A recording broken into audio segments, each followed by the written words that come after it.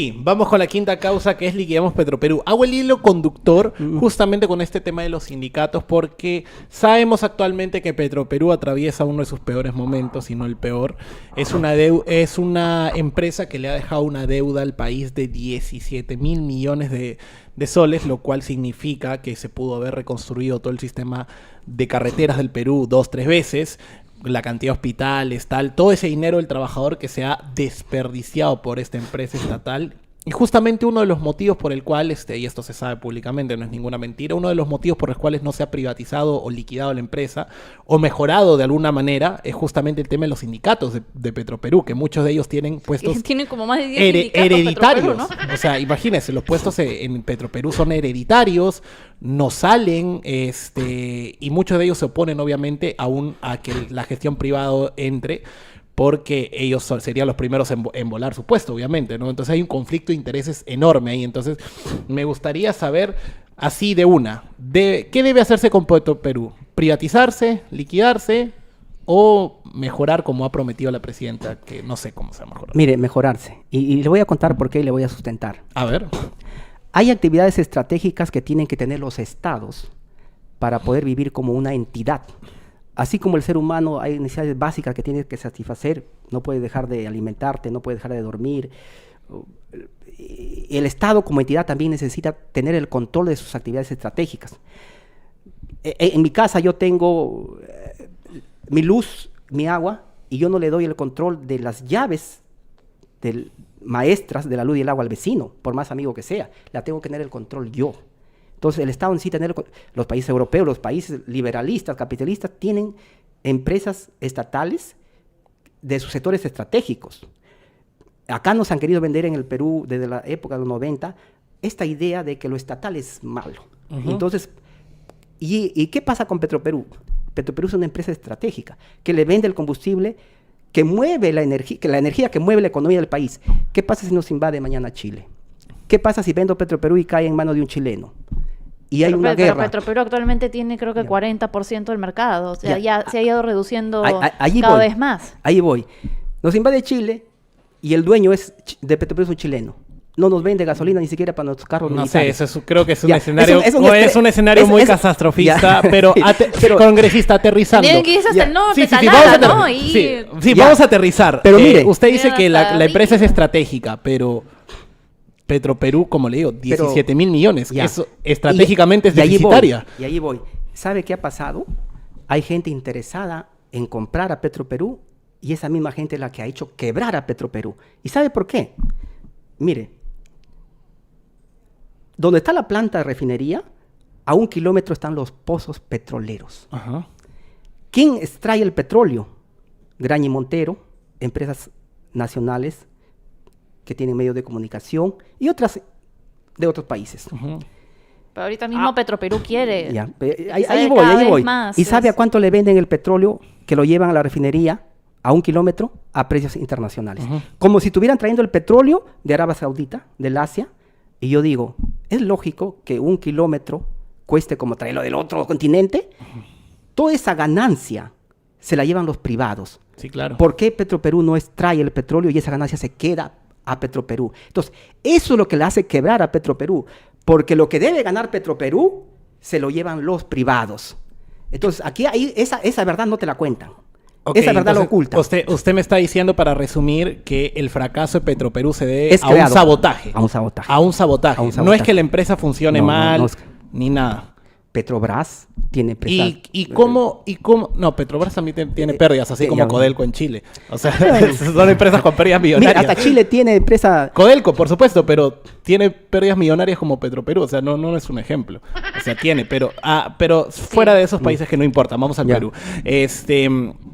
O sea, usted me está diciendo que ahí hay un fracaso porque lo están saboteando. Y un dato.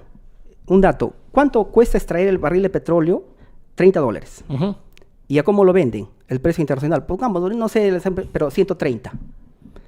$100 se ganan por barril las empresas privadas.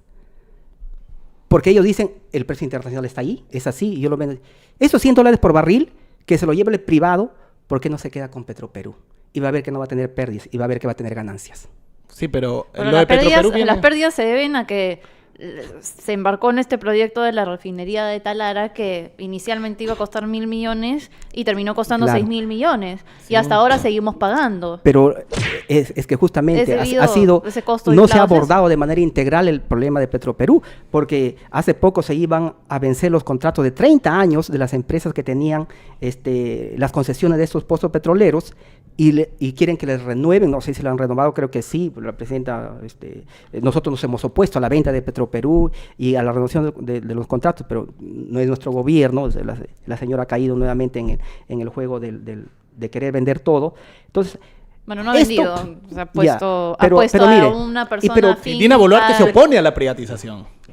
Bueno, en algo, lo único que podemos coincidir, una de las cosas, mire, ¿qué dicen los opinólogos respecto a cuando nosotros decimos, pero ¿por qué Petroperú no explota el petróleo? Y ellos me dicen, no, es que no hay especialistas en el Perú ni empresas, pero ¿sabe quién es dueño de un petróleo? El Grupo del Comercio.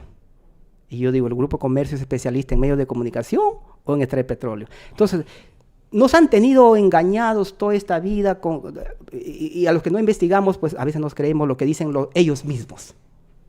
Ok, entonces... Ahora, a mí me gustaría ahondar, perdón por interrumpirte. No, dale. Me gustaría ahondar en el tema estratégico, porque el petróleo, digamos, cada vez más se está reduciendo, digamos, en términos energéticos el valor, porque ahora entra la energía renovable, entran los minerales que del futuro, ¿no? Que también el Perú tiene.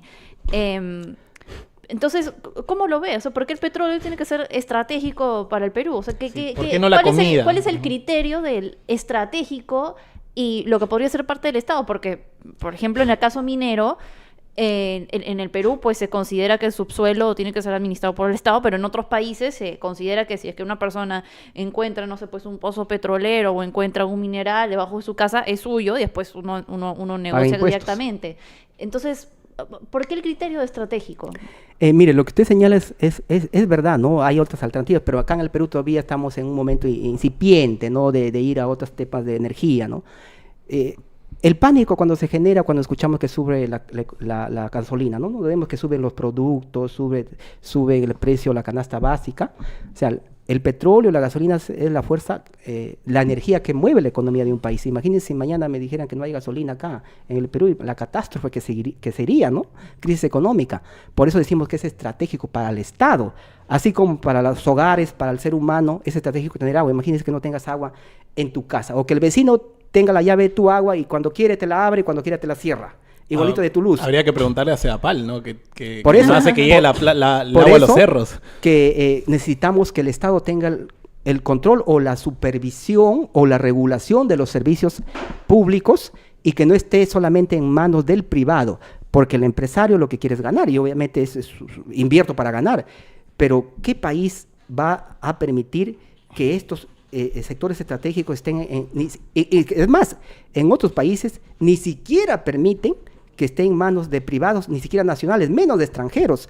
Acá en el Perú hemos llegado a un momento con la época del 90 con el señor Fujimori, con la constitución actual que les permite enajenar nuestros productos, nuestros sectores estratégicos a extranjeros, el gas de camisea. Fíjese cómo se va al extranjero a un precio regalado cuando no tenemos en el Perú siquiera gas.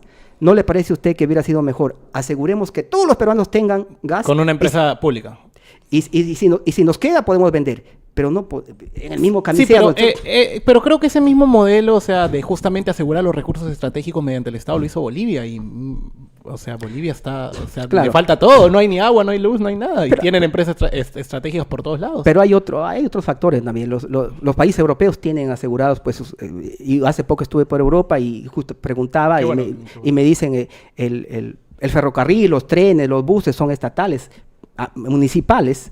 La energía que mueve Francia, que es en buena parte que traen minerales de África, pero lo administra el Estado. Entonces, siempre vemos al país que ha fallado y no vemos al otro que ha tenido éxito. Okay. Bueno. Señor Américo, muchísimas gracias por haber estado el día de hoy acá en Achora tu Causa. Ha sido un honor para nosotros poder tenerlo. Estamos muy agradecidos y qué bueno que la conversación haya fluido. con un respeto espectacular. Creo que usted la ha pasado bien, nosotros la hemos pasado Sí, bien. gracias, gracias. Y, Sí. y Sí. creo que más programas así, ¿no? Sí, Sí. esperemos tenerlo nuevamente. Sí, cuando ustedes quieran. Porque la yo discusión ha vengo. quedado corta. Sí, la verdad hay tantos temas. Y bueno, nuevamente permítame felicitarlos, Daniela, Mirko. Son jóvenes y créanme que yo me siento representado por ustedes. No podemos de repente compartir en Sí, algo, ¿verdad? pero esa es la democracia, ¿no? Sí. Y de allí, de esta discusión, van a nacer de repente ideas mejoradas. Eso es lo que nosotros decimos en el Congreso. Por ejemplo, si me permiten, ¿qué se ha criticado ahora en el Congreso? Que Perú Libre, la extrema izquierda, dicen algunos opinólogos, se ha aliado con el fujimorismo, que es la extrema derecha. O sea, no quieren que nosotros conversemos. O sea, estos opinólogos quieren que nosotros nos sentemos a pelear todo el día y que nunca lleguemos a acuerdo. Entonces, miren quiénes son los que más bien no quieren que el país progrese. Ujú. Porque hasta en las propias familias hay puntos de vista diferentes y no por eso nos vamos a estar peleando o matando, ¿no? Por eso cuando nosotros en el Congreso hemos dicho, hay que sentarnos a conversar, por ejemplo, para elegir autoridades como el TC, que tenían varios años, los mismos que ya debían irse, o para elegir al defensor del pueblo, o para crear universidades, o para darle más beneficio a los trabajadores, teníamos que sentarnos a conversar con la derecha, porque no había otra forma. Pero algunos, en vez de decir, bueno, ¿no? Qué bien, ¿no? Algunos medios, estos sectores caviares que son los que siempre tiran la piedra y quieren que nadie se una, ¿no? Por eso yo le decía, la postura de los caviares es tan nefasta como aquellos que protegen el sistema. Nada, muchísimas gracias. Y esto fue Achora. Tu causa. Abrazo, por favor. Hasta luego.